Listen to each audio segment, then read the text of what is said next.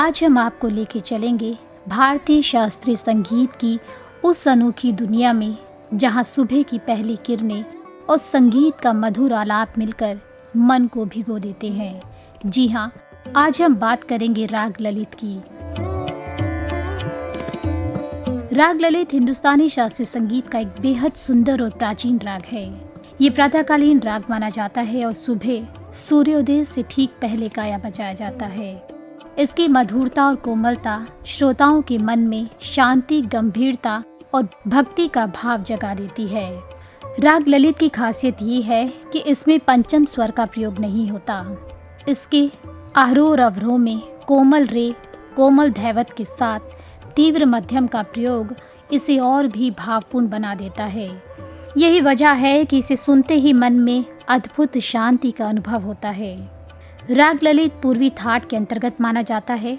इस राग में कोमल ऋषभ, कोमल धैवत दोनों मध्यम स्वरों का प्रयोग किया जाता है। इसकी जाति षाडव षाडव होती है। राग के आरोह और अवरोह में 6-6 स्वरों का प्रयोग होता है। भारतीय संगीत के प्रचलित घरानों में जब भी आगरा घराने की चर्चा होगी, तत्काल एक नाम जो हमारे सामने आता है वो है आफताब-ए-मौसीकी उस्ताद फैयाज खां। पिछली शताब्दी के पूर्वार्ध के जिन संगीतज्ञों की गणना हम शिखर पुरुष के रूप में करते हैं, उस्ताद फैयाज खां उन्हीं में से एक थे। ध्रुपद, धमार, ख्याल, तराना, ठुमरी, दादरी आदि सभी शैलियों की गायकी में उन्हें कुशलता प्राप्त थी।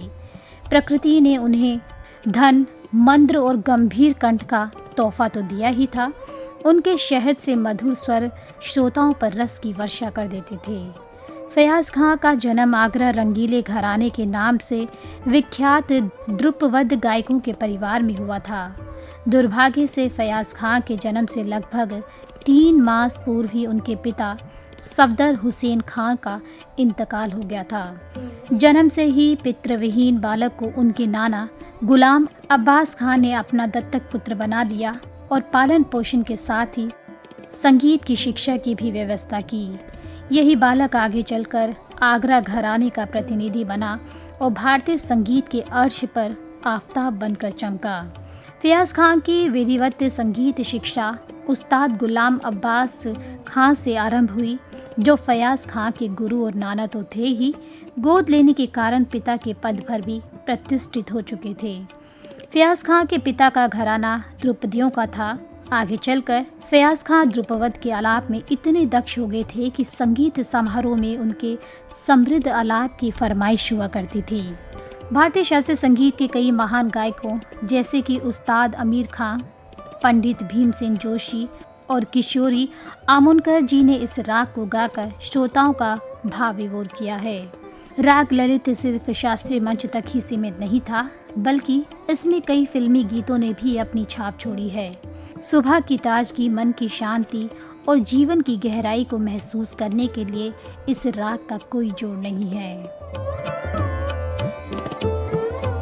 तो दोस्तों, इस राग से जुड़े कुछ ऐसे किस्से थे, शायद ही आपने सुने होंगे। तो चलिए नजर डालते हैं उन किस्सों पर।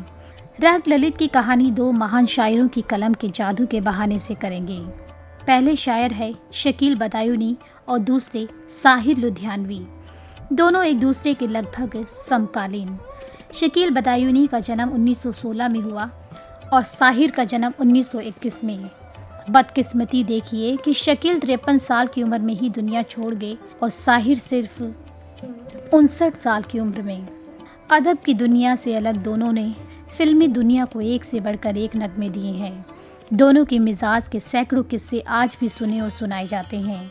दोनों के दोनों संगीतकार नौशाद के पसंदीदा शायर थे। एक दौर था जब नौशाद, साहिर और शकील फिल्म इंडस्ट्री पर राज किया करते थे। जो भी लिखा जाता, जो भी कंपोज होता, वो हिट हो जाता। ऐसे ही दौर में इन दोनों की कलम आपस में टकरा गई।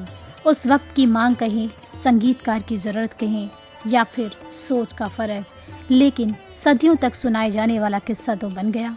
इस किस्से को बयां करने से पहले इन शायरों की कलम का जादू देख लेते हैं। ध्यान में सिर्फ इतना रखिएगा कि दोनों ताजमहल के बारे में ही लिख रहे हैं। तो दोस्तों, शकील बदायूनी ने लिखा था, एक शहंशाह ने बनवा के हंसी ताजमहल सारी दुनिया को मोहब्बत की निशानी दी है। इसके साए में सदा प्यार के चर्चे होंगे, खत्म जो ना हो सकी वो कहानी दी है एक शहंशाह ने बना के। दूसरी तरफ साहिर लुधियानवी लिखते हैं, साहिर की कलम में आपको क्रांति का टच मिलेगा। ताज तेरे लिए एक मजहर ए उल्फत ही सही, तुमको इस वादिये रंगी से अकीदत ही सही, मेरे महबूब कहीं और मिलाकर मुझसे, ये चमनजार, ये जमुना का किनारा, ये महल, ये मुनकश दर वो दीवार, ये मेहराब, ये ताक, एक शहंशाह ने दौलत का सहारा लेकर हम गरीबों की मोहब्बत का मजाक उड़ाया है। कलम के इस जादू और सोच के फ़र्क के पीछे बड़ा ही दिलचस्प सा किस्सा है, जिसके लिए आपको साल 1964 में जाना होगा। साल 1964 में 2 फिल्में आई, लीडर और गज़ल। लीडर को निर्देशक राम मुखर्जी बना रहे थे और गज़ल को वेद मदन। लीडर में संगीत नौशाद का था और गज़ल में मदन मोहन का। कहा जाता है कि फिल्म लीडर के लिए नौशाद साहिर से गीत ताजमहल पर लिखवाना चाहते थे। साहिर क्रांतिकारी सोच वाले थे। उन्होंने लिखा कि एक शहंशाह ने दौलत का सहारा लेकर हम गरीबों की मोहब्बत का मजाक उड़ाया है। गीत के ये बोल फिल्म के मिजाज से मेल नहीं खा रहे थे, इसलिए नौशाद ने शकील बदायूं से इस गीत को लिखवाया। शकील ने लिखा, एक शहंशाह ने बना के हंसी ताजमहल सारी दुनिया को मोहब्बत की निशानी दी है।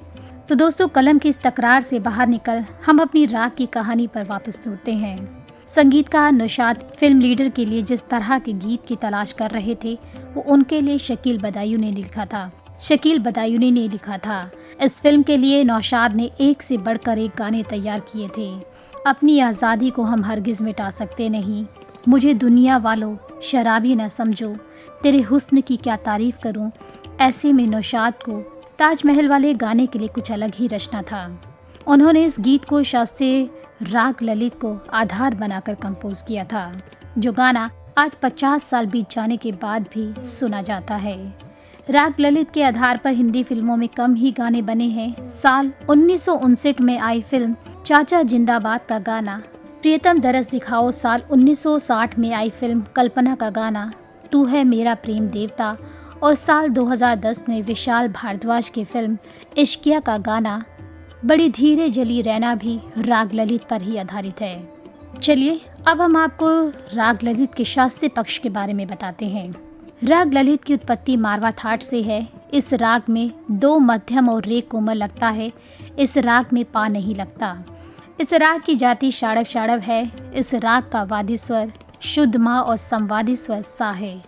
इस राग को गाने बजाने का सही समय रात का आखिरी प्रहर होता है।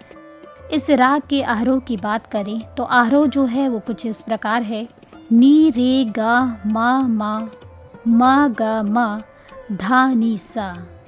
अवरोह रे नी धा मा धा मा गा रे सा।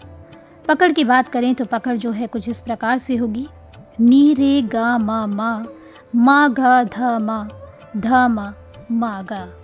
तो दोस्तों, आज के संगीत में सफ़र में बस इतना ही। उम्मीद है आपको हमारा ये सफ़र ज़रूर पसंद आया होगा। तो अगली बार फिर मिलेंगे आपसे हम एक और नए राग के साथ।